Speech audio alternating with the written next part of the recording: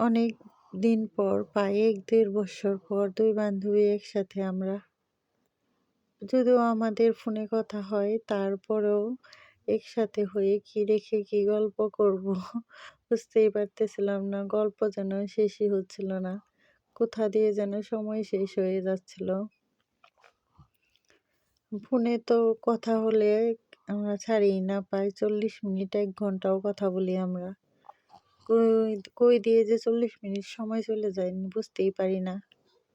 তেমনি এই যে কাছাকাছি দেখা হয়েও কোথা দিয়ে যে ১-১.৫ ঘন্টা সময় চলে গেছে বুঝতেই পারিনি।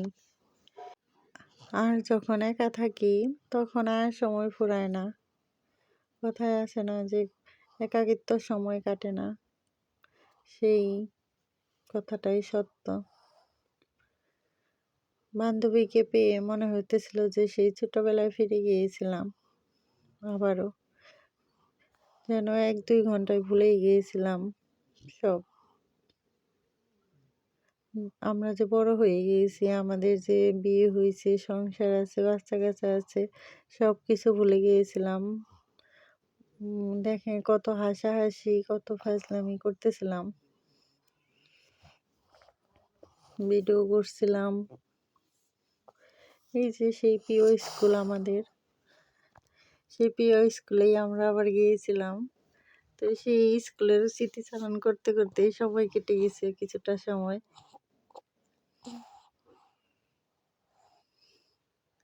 স্কুলটাও সেই আগের মতো আর নেই।